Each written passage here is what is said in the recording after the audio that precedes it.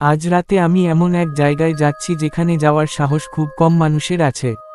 শহরের পুরনো একটি গলি, যেটাকে সবাই বুদ্ধমি গলি নামে চেনে।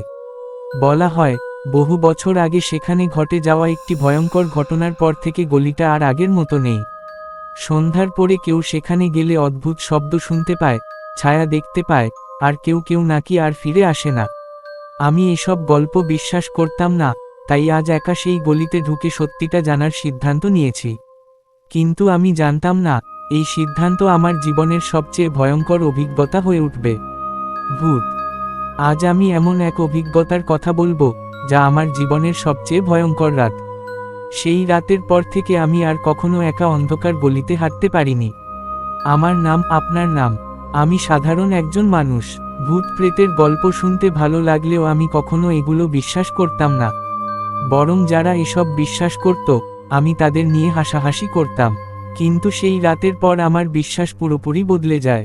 ঘটনাটা কয়েক মাস আগের। আমাদের শহরের এক পুরানো এলাকায় একটি গলি আছে। সবাই সেই গলিটাকে বুদ্ধমি গলি নামে চেনে। বলা হয়, বহু বছর আগে সেখানে একটি ভয়ঙ্কর ঘটনা ঘটেছিল। তারপর থেকেই গলিটা অভিশপ্ত হয়ে গেছে।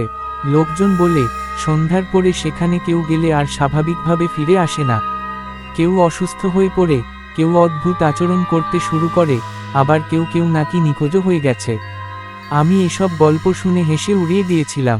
একদিন আমার বন্ধু রাহুল আমাকে বলল, তুই তো বলিস ভূত বলে কিছু নেই, সাহস থাকলে আজ রাতে ওই গলিতে গিয়ে দেখ। আমি একটু চ্যালেঞ্জ হিসেবে বিষয়টা নিলাম। আমি বললাম, ঠিক আছে, আজ রাতে আমি একাই সেখানে যাব। বন্ধুরা সবাই আমাকে নিরুৎসাহিত করছিল, কিন্তু আমি একগুঁয়ে হয়ে গেলাম। সেদিন রাত ৯টার দিকে আমি বের হলাম। আকাশে মেঘ জমেছিল, বাতাস ঠান্ডা এবং অদ্ভুত নীরবতা চারদিকে ছড়িয়েছিল। মনে হচ্ছিল যেন পুরো শহরটা ঘুমিয়ে পড়েছে। আমি ধীরে ধীরে সেই গলির দিকে হাঁটতে শুরু করলাম।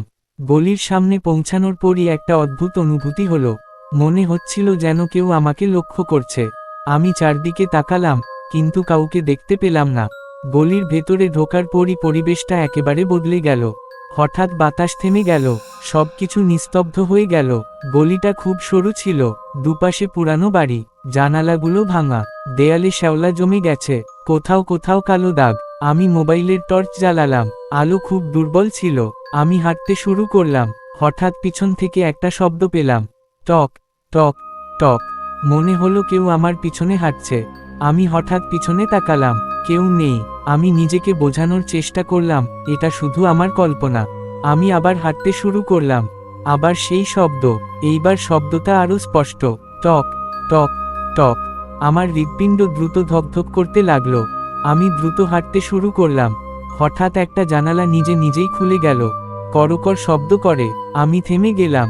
জানালার ভেতর থেকে অন্ধকার ছাড়া কিছুই দেখা যাচ্ছিল না। ঠিক তখনই আমি একটা ফিসফিস শব্দ শুনলাম, ফিরে যাও। আমি চমকে উঠলাম। আমি চারদিকে তাকালাম, কেউ নেই। আমি ভাবলাম হয়তো বাতাসের শব্দ। আমি আবার হাঁটতে শুরু করলাম। হঠাৎ মোবাইলের টর্চ বন্ধ হয়ে গেল, পুরো গলি অন্ধকার হয়ে গেল। আমি মোবাইল আবার চালু করার চেষ্টা করলাম, কাজ করছিল না। ঠিক তখনই আমি আমার সামনে একটা ছায়া দেখতে পেলাম। ধীরে ধীরে ছায়াটা বড় হতে লাগলো। আমি পিছিয়ে গেলাম, ছায়াটা যেন আমার দিকে এগিয়ে আসছিল। আমি চিৎকার করতে চাইলাম, কিন্তু আমার গলা দিয়ে শব্দ বের হচ্ছিল না। হঠাৎ একটা ঠান্ডা বাতাস আমার পাশ দিয়ে গেল। আমি অনুভব করলাম কেউ আমার কানে ফিসফিস করছে, তুমি কেন এসেছো? আমি ভয়ে জমে গেলাম, আমার শরীর নড়ছিল না। আমি চোখ বন্ধ করে ফেললাম। হঠাৎ একটা জোরে শব্দ হলো। আমি চোখ খুললাম, দেখলাম একটা দরজা নিজে নিজে খুলে গেছে। ভেতর থেকে অদ্ভুত আলো বের হচ্ছে। আমি না চাইলেও সেই দরজার দিকে হাঁটতে শুরু করলাম। মনে হচ্ছিল কেউ আমাকে টানছে। আমি ভেতরে ঢুকলাম। ভেতরে একটা পুরানো ঘর, দেয়ালে পুরানো ছবি। হঠাৎ একটা ছবিতে আমার চোখ পড়ল। ছবিটা দেখে আমি অবাক হয়ে গেলাম। ছবিটাতে যে মানুষটা ছিল, সে দেখতে ঠিক আমার মতো। আমি অবাক হয়ে ছবিটার দিকে তাকিয়েছিলাম। ঠিক তখনই ছবিটা নড়ে উঠল। আমি পিছিয়ে গেলাম। ছবির মানুষটা হাসছিল, তার চোখ দুটো কালো। হঠাৎ ঘরের দরজা বন্ধ হয়ে গেল। আমি দৌড়ে দরজার দিকে গেলাম। দরজা খুলছিল না। হঠাৎ ঘরের ভেতর থেকে পায়ের শব্দ। আমি পিছনে তাকালাম। ছবির মানুষটা ঘরের ভেতরে দাঁড়িয়ে। সে ধীরে ধীরে আমার দিকে আসছিল। আমি চিৎকার করে উঠলাম। সে বলল, এখন তুমি এখানে থাকবে। আমি ভয়ে দরজায় ধাক্কা দিতে লাগলাম। হঠাৎ দরজা খুলে গেল। আমি দৌড়ে বের হয়ে গেলাম। গলির বাইরে এসে থামলাম না। আমি দৌড়াতে থাকলাম। বাড়ি পৌঁছে দরজা বন্ধ করলাম। আমার শরীর কাঁপছিল। আমি পানি খেলাম। নিজেকে শান্ত করার চেষ্টা করলাম। হঠাৎ আমার ফোনে একটা ছবি দেখতে পেলাম। আমি অবাক হয়ে গেলাম। ছবিটা সেই ঘরের, আর ছবির মধ্যে আমি দাঁড়িয়ে আছি, আর আমার পিছনে সেই মানুষটা। আমি ভয়ে ফোন ফেলে দিলাম। ঠিক তখনই আমি আমার পিছনে একটা ঠান্ডা শ্বাস অনুভব করলাম। কেউ ফিসফিস করে বলল, আমি এখনো তোমার সাথে আছি। আমি পিছনে তাকালাম। কেউ নেই, কিন্তু আজও মাঝে মাঝে রাতে আমি সেই পায়ের শব্দ শুনতে পাই। টক টক টক। আর আমার মনে হয়, বুদ্ধমি গলি থেকে আমি একা ফিরিনি। কিছু একটা আমার সাথে এসেছে, এবং সেটা এখনো আমার পাশেই দাঁড়িয়ে আছে। আপনার পিছনেও কি কেউ দাঁড়িয়ে আছে? এখনই একবার পিছনে তাকান। ভূত। তবুও আমার মনে হচ্ছিল কেউ আমার খুব কাছে দাঁড়িয়ে আছে। এমন একটা ঠান্ডা অনুভূতি হচ্ছিল যেন আমার ঘাড়ের কাছে কেউ নিঃশ্বাস ফেলছে। আমার হাত পা ঠান্ডা হয়ে যাচ্ছিল। আমি ধীরে ধীরে বিছানায় বসে পড়লাম। সেই রাতটা আমি আর ঘুমাতে পারিনি। সকালে যখন ঘুম ভাঙল, তখন সূর্যের আলো ঘরে ঢুকছিল। মনে হচ্ছিল সবকিছু স্বাভাবিক হয়ে গেছে। আমি নিজেকে বোঝালাম, সবই হয়তো আমার কল্পনা ছিল। কিন্তু আমার সন্দেহ তখনই আবার জেগে উঠল, যখন আমি আমার হাতের দিকে তাকালাম। আমার কবজিতে একটা কালো দাগ ছিল। দাগটা দেখতে ঠিক হাতের ছাপের মতো, যেন কেউ শক্ত করে আমার হাত ধরেছিল। আমি ভয় পেয়ে গেলাম। আমি আগের রাতের সব ঘটনা মনে করার চেষ্টা করলাম, কিন্তু যত ভাবছিলাম, ততই মনে হচ্ছিল সবকিছু সত্যি ছিল। আমি ফোনটা তুলে নিলাম। আগের রাতের সেই ছবিটা আবার দেখলাম। ছবিটা এখনো ছিল। আমি ছবিটা জুম করে দেখলাম। আমার পিছনে দাঁড়িয়ে থাকা মানুষটার মুখ এবার স্পষ্ট দেখা যাচ্ছিল। আমি শিউরে উঠলাম, কারণ ওটা আমার নিজের মুখ, কিন্তু তার চোখ দুটো সম্পূর্ণ কালো। আমি তাড়াতাড়ি ছবিটা ডিলিট করে দিলাম।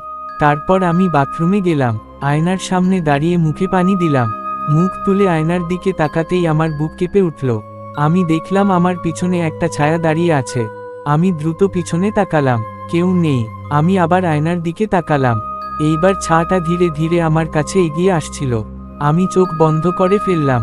আবার চোখ খুলে দেখি, কিছু নেই। আমি নিজেকে শান্ত করার চেষ্টা করলাম, কিন্তু সেই দিন থেকেই অদ্ভুত ঘটনা ঘটতে শুরু করলো। রাতে আমি বারবার একই স্বপ্ন দেখতে লাগলাম। আমি সেই গলির মধ্যে দাঁড়িয়ে আছি। অন্ধকার, নীরবতা। হঠাৎ সেই মানুষটা আমার সামনে এসে দাঁড়ায়। সে ধীরে ধীরে বলে, তুমি ফিরে এসেছো। আমি দৌড়াতে চাই, কিন্তু আমার পা নড়ে না। সে আমার কাছে আসে। তারপর সে আমার কানে বলে, তুমি এখন আমাদের এক।